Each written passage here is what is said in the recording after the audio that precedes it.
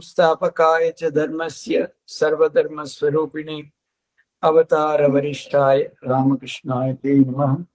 जननीं शारदां देवीं रामकृष्णं जगद्गुरुं पादपद्मे तयोः स्थित्वा प्रणमामि मुहुर्मुहुः। नमः Shri यतिराजाय विवेकानन्दसूरये सच्चित्सुखस्वरूपाय स्वामिने तापहारिणे. So, Master Maharshi was talking to Sri Ramakrishna. Then Sri Ramakrishna suddenly asked him, do you ever have dreams? Then answer, devotee means only Master Maharshi himself. Devotee, yes sir. The other day I dreamt a strange dream. I saw the whole world enveloped in water. There was water on all sides. A few boats were visible, but suddenly huge waves appeared and sank them.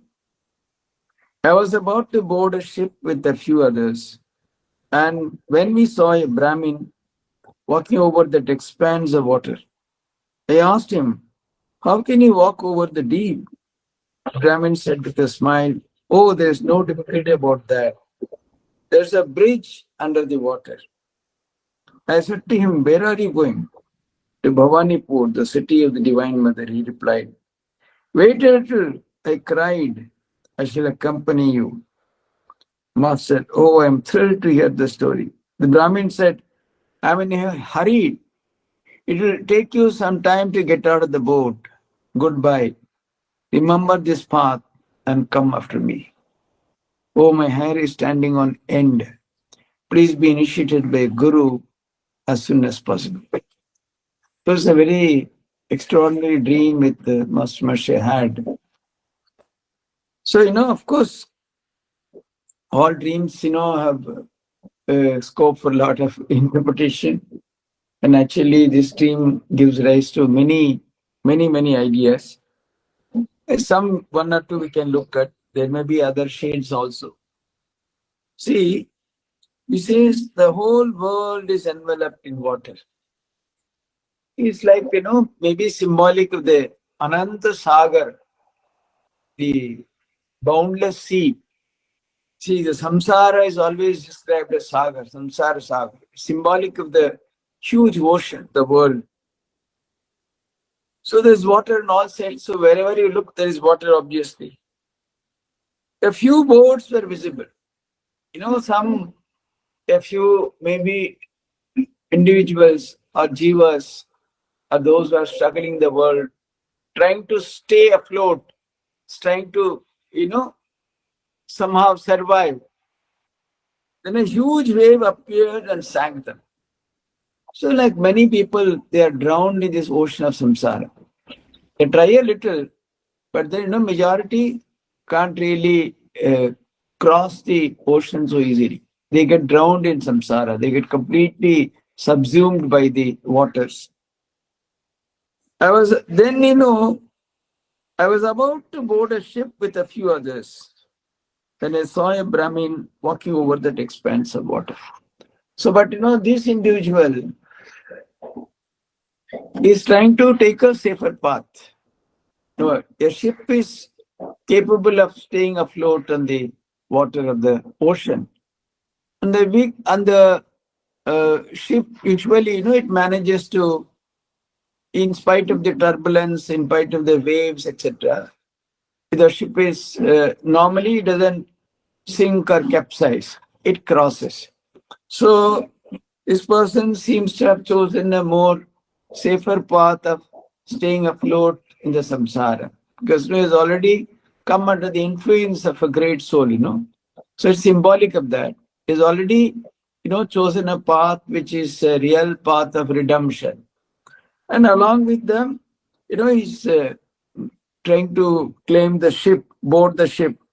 So meaning thereby is really, some kind of a spiritual awakening has happened.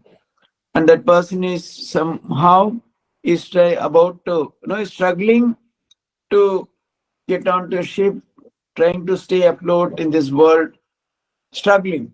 So he's a struggling soul, serious spiritual aspirant, has got some clue, some idea because he has surrendered to Sri Ramakrishna, Then suddenly he saw a Brahmin walking on the water. So here it represents, probably the Brahmin represents Sri Ramakrishna himself. So here is a person who seems to walk effortlessly over a huge expanse of water just on foot. So obviously, it's very clear that nothing in the samsara ever touched Sri Ramakrishna.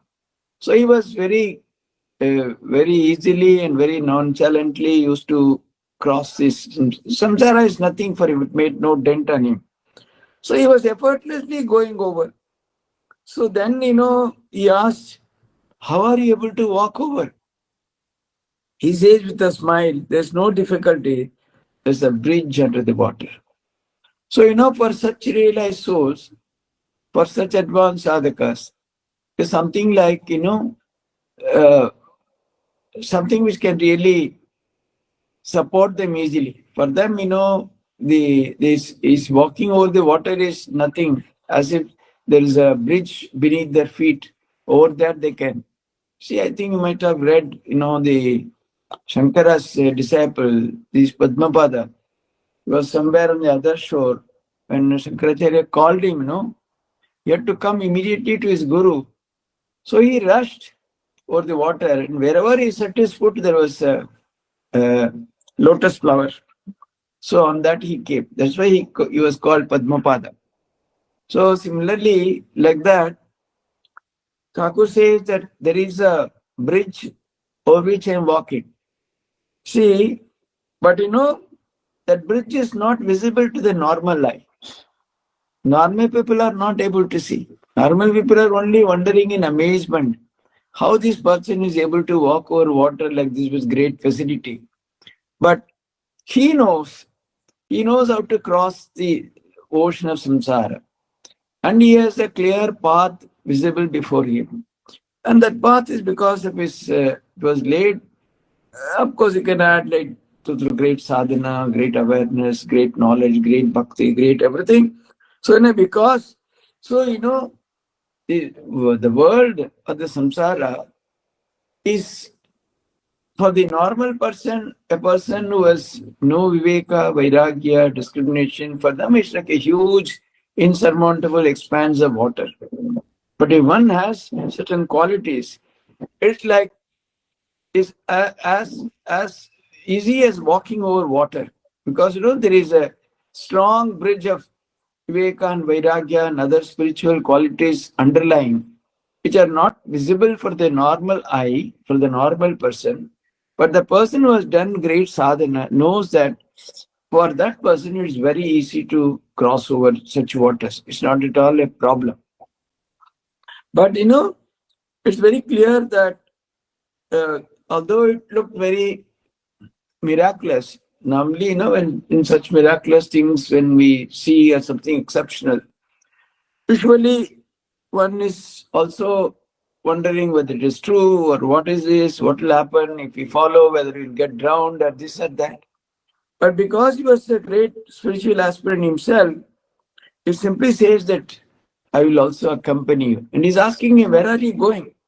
I'm going to Bhavanipur, the city of the Divine Mother. Because Thakur was always in the company of the Divine Mother only. So he said, I'm going to the Mother only. He says, immediately, wait a little, I shall accompany you. So, although it, normally if you see such things, one would be deeply worried, suspicious, whether it's all true or what we see is really, it's what trick it is or something like that. But instantaneously he gets deep faith. Says it's possible. This person, if you follow him, he will take me to the. See, he was about to claim a ship. It was not bad in itself. But, Masmashi was also in a great hurry to reach the goal, to cross over the samsara. So he's ready to stake everything. He says, I'm ready to come with you. Take me along. So he was not sure, but he has not seen the bridge. But he sees this person walking. But he's not sure whether he will be able to take him also. But He already has developed that kind of faith that he says, no, I also, please take me. He's crying. I want to come. I shall accompany you. But then Brahmin said, I'm in a hurry to take you some time to get out of the boat. Goodbye. Remember this path and come after me. Then he says, because no Thakur's time, the sojourn on earth was very limited, He was not to live very long. So Masmusha came to him in 81 or so, and 86 he was gone. So he says, I don't have time, hurry, I have to rush. For you, it will take time to get out of, whatever you have already decided as a very safe journey and all that. It's okay. You're starting. But then, it will take you time. You have to struggle. You have to struggle much more. It's not easy. But you have got it correctly. You've got it. You've got the faith. So if you follow this path, remember this path and come after me, you will reach the goal. But it will take time because you have a lot of struggle yet to undergo. You have to really do sadhana. You have to go through all that. So much would happen. But then, more or less, Ramkrishna also assures him that he will reach the goal ultimately. So he says, you remember the path and come after me. Virtually saying that I have laid the path for you. You just follow and you come after me to reach the goal. It was extremely reassuring to Master Moshe. Thakur himself says, my hair is standing on end. I'm having haripulation. Please be initiated by a guru as soon as possible. Shortly before midnight, Narendra and the other devotees lay down on a bed made on the floor of the master's room. At dawn, some of the devotees were up. So it's impossible to sleep in Thakur's presence. Whole night he will keep you awake. Are you sleeping? Are you sleeping? He will come and ask. Then how can one sleep? He saw the master, naked as a child, pacing up and down the room, repeating the names of the various gods and goddesses. His voice was sweet as nectar. Now he would look at the Ganges. Now stop in front of the pictures hanging on the wall and bow down before them, chanting all the while the holy names in his sweet voice. He chanted Veda, Purana, Tantra, Gita, Gayatri, Bhagavata, Bhakta, Bhagavan. Referring to the Gita, he repeated many times, Ta Gita, Gita, Gita, Gita, Gita. Now and then he would say, O Mother, thou art verily Brahman, and thou art verily Shakti. Thou art Purusha, and thou art Prakriti. Thou art Virat, thou art the Absolute. Thou dost manifest thyself as a relative. Thou art verily the 24 cosmic principles.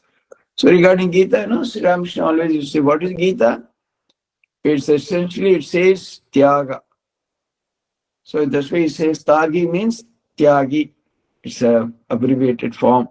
So Tagi, Tyagi, Tyagi, Tyagi, Tyagi, Tyagi, Tyagi, Tyagi, then it becomes Gita. So give up everything, renounce everything for the sake of God. Sri Ramakrishna would say that is the essence of Gita.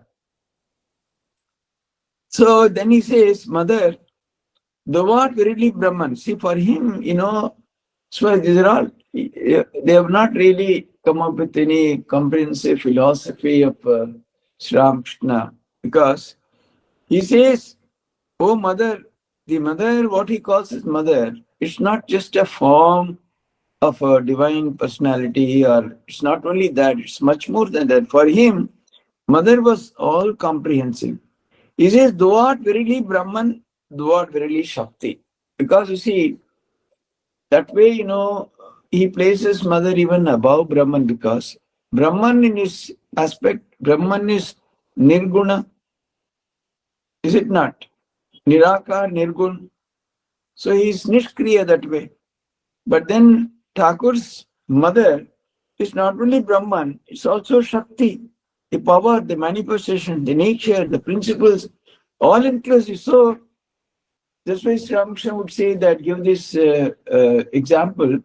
If you want to weigh the bell fruit, you cannot remove the seeds and weight.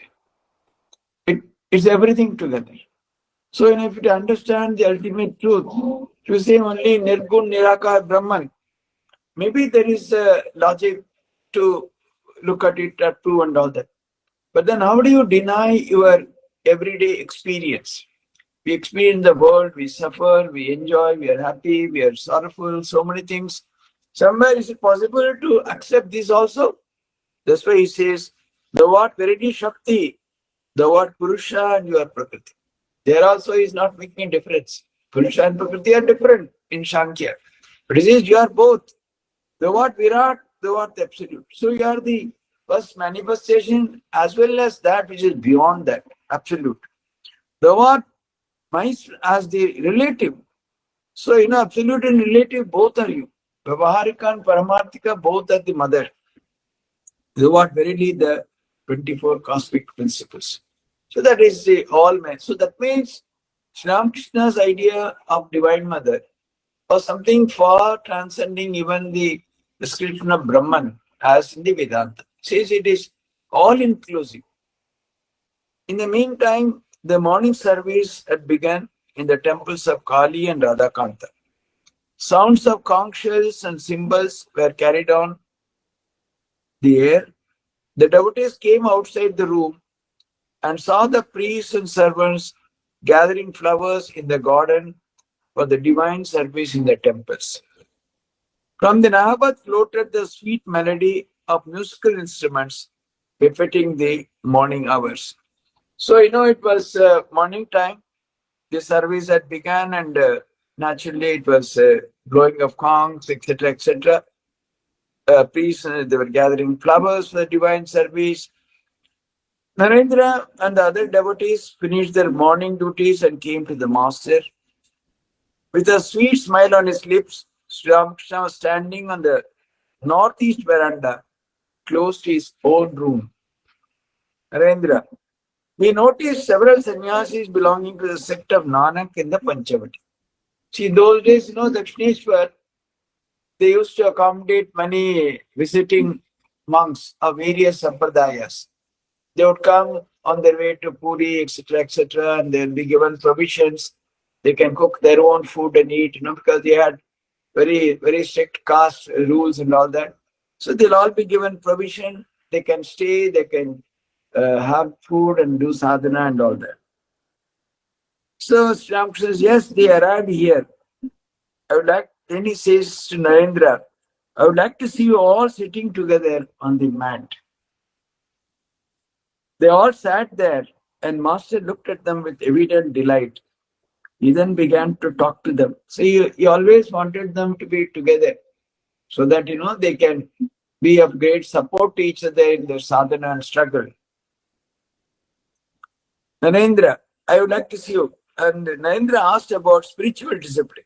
The Master, Bhakti, love of God, is the essence of all spiritual discipline. Through love, one acquires renunciation and discrimination naturally. Actually, these are all very, very complementary. Normally, we say that one must have discrimination, one must have viveka and vairagya. Then only it's possible to go forward in spiritual life, to develop love of God. One should have all that. But Sri Ramakrishna also says, one has love for God. Automatically, if you love something very deeply, obviously your mind goes away from other things. Obviously, there is viveka and vairagya. So the other way also it's possible. Naturally, it's always the question of which is first, whether love of God is first and viveka vairagya is first. So both ways, some places he stresses viveka and vairagya. Without that, one cannot have any spiritual life. But here he clearly says that it's possible if one has really deep love of God, then through that one can acquire renunciation and discrimination naturally. Because, if you are deeply devoted to God, your attraction for the other things will automatically go. So there'll always be renunciation in your life. Not only that, once you have that, you very easily will understand discrimination will be spontaneous because you will know that apart from God, nothing else is worth having. So you will easily discriminate and discard everything else. So if one spontaneously has love of God, it's possible that these qualities might be easily acquired. It's also possible. Then Indra says, isn't it true that the Tantra prescribes spiritual discipline in the company of women? There are various disciplines in the Tantras.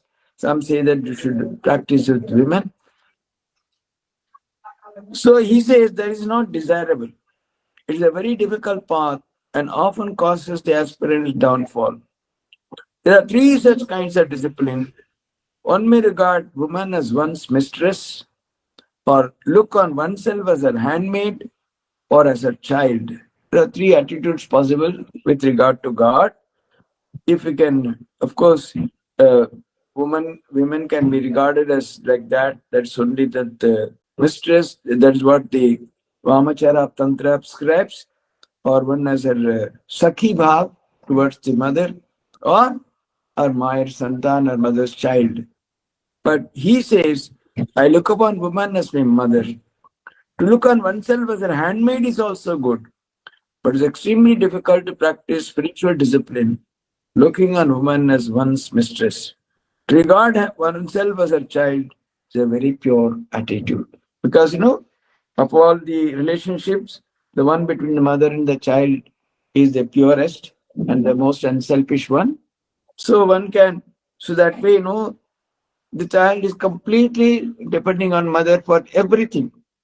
That's why Thakur always used to tell about himself, Ami Chirakal Mayer Nirbhar Balak. I am the eternal mother dependent child. That's how he used to describe himself. The sannyasis belonging to the sect of Nanak entered the room. They came and greeted the master saying, Namo Narayana. Sri Ramakrishna asked them to sit down. Master, nothing is impossible for God. Nobody can describe his nature in words. Everything is possible for him. There lived at a certain place two yogis were practicing spiritual discipline. Sage Narada was passing that way one day. Realizing who he was, one of the yogis said, You have just come from God himself. What is he doing now? Narada replied, Why? I saw him making camels and elephants pass through the eye of a needle. At this, yogi said, Is there anything to wonder at? Everything is possible for God. But the other yogi said, What? Making elephants pass through the eye of a needle? Is that ever possible? You have never been to the God's dwelling place. So, there are, both of them are sadhakas. Both are definitely yogis practicing spiritual discipline. But one was in the initial stages. So he has yet to have that vision or realization or the deep faith of the powers of God. So when Narada said he was doubting, how is it possible? Is it possible for God to make elephants pass through an eye of a needle? But the other person said, why not? Anything is possible. If God can create the whole universe, if he can determine the birth and death of millions and millions of souls, what is not happening every day in the world? Most impossible things are happening. So if that is all possible for God, this is nothing compared to all that. So that's why he did not look into the details, but simply said that anything is possible for God, because by his sadhana, he had more or less understood that God is all powerful, omniscient. At 9 o'clock in the morning, while the master was still sitting in his room, Manmohan arrived from Konnagar with some members of his family. In answer to Sri Ramakrishna's kind inquiries, Manmohan explained that he was taking them to Calcutta. The master said, Today is the first day of the Bengali month, an inauspicious day for undertaking a journey. Bangla master, Pratham Din, I don't know. It is a tradition, I believe. I hope everything will be well with you. With a smile, he began to talk to other matters. See, although he was God incarnate, some of the social customs Ramakrishna used to clearly observe. For example, he would never allow anyone to start journey on a Thursday afternoon. Thursday afternoon, no, from 2 o'clock to the sunset, it's called Barvela in Bengal. Then that's not suitable for Yatra. So, like that, some of those things he was very particular. Although, as one might ask, oh, if he's God himself, what is for him all that? Yes, he's God himself. But he has come, he was Naradevadari, he has taken a human form, he was in a society, he was born there. Obviously, to the extent possible, he observed all the customs, etc., wherever it was. In fact, to say, in the initial days, when he came to Dakshineshwar, you didn't take even prasad there. You would buy one paisa worth murmura and eat separately, or cook a little for himself. He was orthodox to start with. Of course, after some time, all that got completely swept away by his love of Divine Mother. But then, as long as that's why you see, quite often we find people saying, "Oh, it's all for us, it's all nothing, it's all Thakur." That's okay. But as long as you are in a society, in a family, in a this thing, to the extent possible, all those things are to be observed. Only one goes beyond all that. See, when it comes to other mundane matters, we are very particular, we are very conscious, we are very calculative. But when it comes to some of the observances, oh, it's all not necessary, it's all very superstition. Only devotion is what is necessary. No, that's not the way. One has to say, I still remember I was to do Saraswati Puja in Belur. It's the only puja I have done in Belur. Then they took me to Bharatma. Bharatma was alive. Naturally, the pujaris have to go into pranam as a brahmachari. So then he asked, you do man a few words. No? So take korbe, ki korbe. So I said, very foolishly, I said, Maharaj, with devotion and all that. But Maharaj clearly said, must do all the rituals properly. So, it's not for you are doing puja, etc. It's not for yourself. It is for the Sarvajanin, it's for the community, it's for the welfare of everyone. So you cannot just as Ramkrishna used to keep the flower on his head before offering to mother, he should give it to cat. Can you do it in a Durga Puja? Then people will throw you out. So when it is meant for community, when it's for others, as far as possible, all those disciplines, rules, and regulations are all to be followed as meticulously as possible. The only thing is, should not stretch them beyond a point. There's always, there is a limit.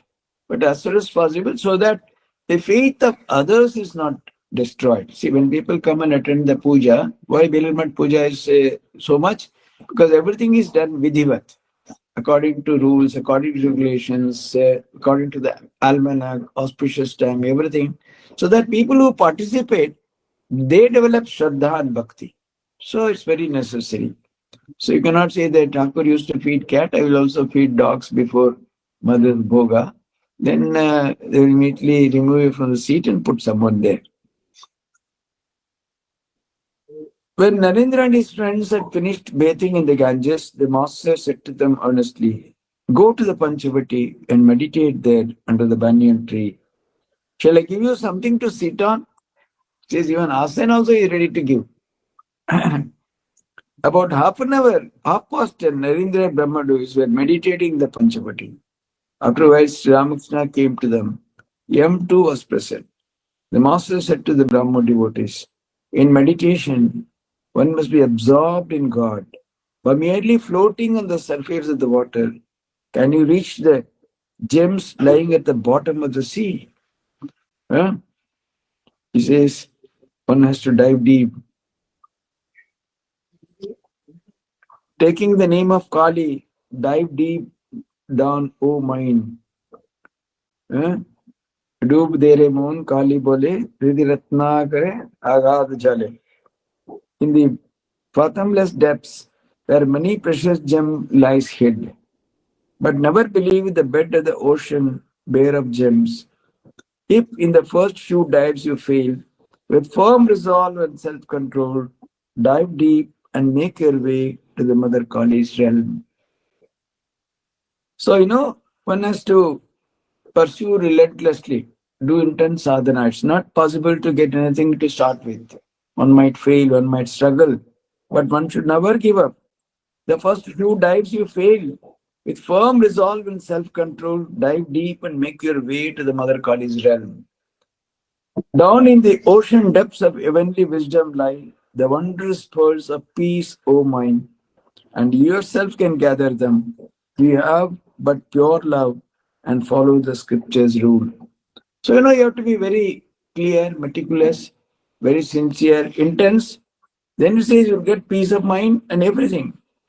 Within these ocean depths as well, six alligators lurk, lust, anger, and the rest. Kama, Krodha, Love, Moda, Mada, Matsarya, all those Shadaripu, swimming about in search of prey. Smear yourself with the turmeric of discrimination. Vivek Halud. Huh? The very smell of it will shield you from their jaws.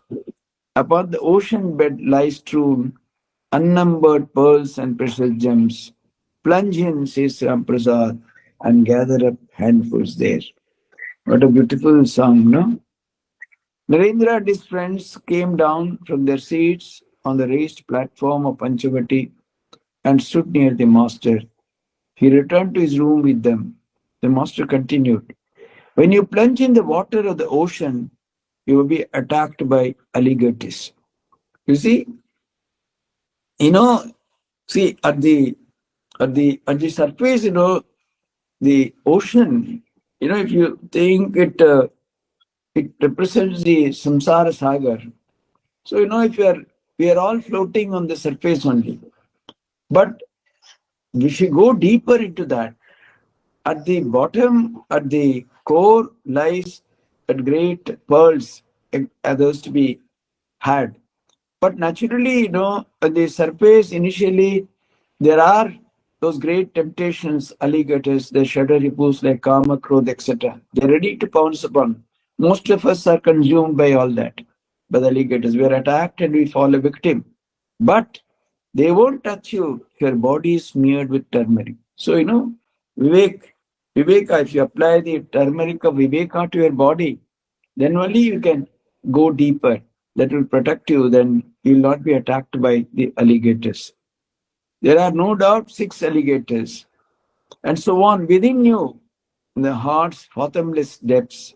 But protect yourself the turmeric of discrimination, renunciation, and they won't touch you. Actually, where are those six alligators? They are all within us only. They are not outside in that sense. They are all within us only. So, if you can somehow uh, protect yourself with all those, then it is possible. Otherwise, we they are not external enemies. They are not to be found elsewhere. They are just within you, in our own personality, in our own hearts. So, if you constantly use the power of Viveka and Vairagya, then you can overcome them. Then only you'll be able to dive deep into meditation, in depths of meditation. Initially, hundreds of disturbing thoughts come. They come and again disturb us. We are not able to meditate. But then, if you persist and if you drive away those alligators using Viveka and Vairagya, then it's possible. What can you achieve by mere lecturing and scholarship without discrimination and dispassion? God alone is real and all else is unreal. God alone is substance and all else is non-entity. That is discrimination. What is discrimination? He has given it very basically. Simply it is this, that God is the only reality or the only substance and everything is non-entity or unreal or impermanent. You see, it will take maybe a long time for us to realize how real God is. But no, it is not at all difficult to realize and feel that the world is unreal. Is it not? You do. See, if we really strengthen that, automatically that will lead us to the idea that God is more real. Because why nothing is happening in our lives? Because the world is very real for us. Do we really feel that world is unreal? Does it really strike us very strongly the unreality of the world? See, when everything, whenever any distraction, whenever something strongly, we were reading in Sishanji's that meditation and spiritual life also in our ninth class. He says, if anything, attracts you, any relationship, anything that is, examine what is at the root of it. Why it is attracting you? Why is it that relationship? What is its importance? Once you do that, then it is possible to really dissect and find out the mystery. Why is it that is troubling us? Why it is again and again it's coming to us? So only when you do that way, it's possible to go beyond and dive deeper. Otherwise, as long as the world is very perfectly real to us, it's not possible to go beyond the world. We are caught in the meshes of the world. First of all, set up God in the shrine of your heart and deliver lectures as much as you like. So if one is really linked to God, and if one feels that kind of a deep um, love for God, then it is possible. Then one can lecture. Otherwise, how will the mere repetition of Brahma profit you if you are not imbued with discrimination, dispassion? It is the empty sound of a conch shell. Just like blowing a conch shell without any meaning. Because unless you set up God in your shrine of your heart, then mere lecturing, just like because you can study, you can understand, you are a little intelligent, you know the language or whatever it is, and you are just parrot like repeating what somebody else has said. Guru himself says the parrots start to say Rama, Rama, Rama, etc. But when the cat comes to attack it, it only gives its natural ugly sound. Same way, you may be a Pandit, you may study, you may lecture, but the real time comes, you are caught. You cannot escape because there is no Viveka and Vairagya in you. It's all only at the surface. So somehow you have studied here and there something and you are trying to lecture, but that won't.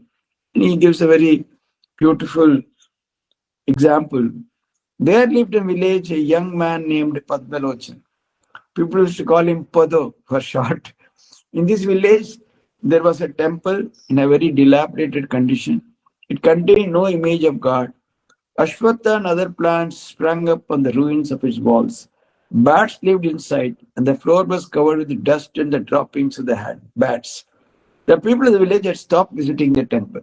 On both in this old temple dilapidated, no, it was abandoned. Nobody was going. One day after the dusk, the villagers heard the sound of conch shell from the direction of the temple. Somebody was blowing a conch. So they thought perhaps someone had installed the image and was performing evening worship. So everybody thought that it has all been cleaned and then they've got an image and for the village there's a new temple. So let us all go, and they all flocked. One of them softly opened the door and saw Padalochan standing in a corner blowing the conch. No image had been set up. The temple had been swept or washed, and filth and dirt lay everywhere. Then they shouted to Pado, "You have set up no image here within the shrine, O fool! Blowing the conch to simply make confusion worse confounded. Day and night, 11 bats scream there incessantly." So he says to Miki Korcho, "What have you done? Simply you have taken up a conch and you're blowing without any purpose. You fool." There is no use in merely making a noise. If you want to establish the deity in the shrine of your heart, if you want to realize God, first of all, purify the mind. In the pure heart, God takes his seat. One cannot bring the holy image into the temple. If the droppings of the bat are all around, the 11 bats are our 11 organs, Kanindriya, Karmendriya, and the Mon. So he says, unless you do all those disciplines, without doing all that, if you simply try to making a noise, if you want to any spiritual discipline, if you want to undertake seriously, that requires a lot of preparation. So again, this requires more detail going into that. We'll do it next time. Now we'll have a few more questions. Another 5 minutes we have. 40 minutes over, and then 45 minutes is our class usually. Because then the attention span will not be there more than that. Thank you, Maharaj. It was Yes. a wonderful session. Any queries? Maharaj, I have one question. So, in that song which was written by Rajanikanth, Ram Prasad. sorry, Ram Prasad, huh? The first paragraph itself, there is one line. Uh, taking the name of Kali, and the fourth line, but never believe the bed of the ocean bare of gems. Yes. So you see, you should believe that, for our spiritual striving initially, Mm, it depends on our faith, is it not? If mm, you fail that, that you will get something, spiritual redemption or revelation of God or vision or something, that faith is what will keep you striving. No? If you mm-hmm. don't have that, how can you do sadhana? Is it possible? Right. So you should never believe that there is nothing. You should always believe that it is possible, it's possible, it's possible. So this That faith Shraddha. alone will keep you going. So Okay. that is what it says. So you must have that faith initially, because initially we have no experience. It's only Mm, faith. What is the mm, basis? Scriptures. Great sadhakas, great realized souls have realized. So based on that, see, million things we believe based on others. Why not this also? See, our whole life itself is built on belief only. If you mm-hmm. don't believe, the whole life goes. So, if you believe, just as we are believing so many things, we can believe this also, and thereby we can, continue our sadhana. When it comes to God, people say, where is the proof? But every day we are believing so many things. We never ask for any proof. Why this alone? That's it. Okay. Thank you, Maharaj. And Maharaj, in that dream, he makes this comment, Thakur, that please take an initiation as fast as Yeah. possible. Yeah. So, Shri M had কি মায়ের ছিলেন, ভক্ত ছিলেন, was No, no, no. But I think Thakur initiated him subsequently. oh, but okay, at that point he did not Probably not. initiate him right Probably. away. No, okay, later on he was initiated as He must have. I think he was initiated. He did not by Thakur only. It was. by Thakur only he was initiated. Okay. Any more questions? Please feel free to ask. Yes. Thank you. Om Shanti Shanti Shanti Hari Om Tat Sat Shri Ram Krishna Arpanamstu.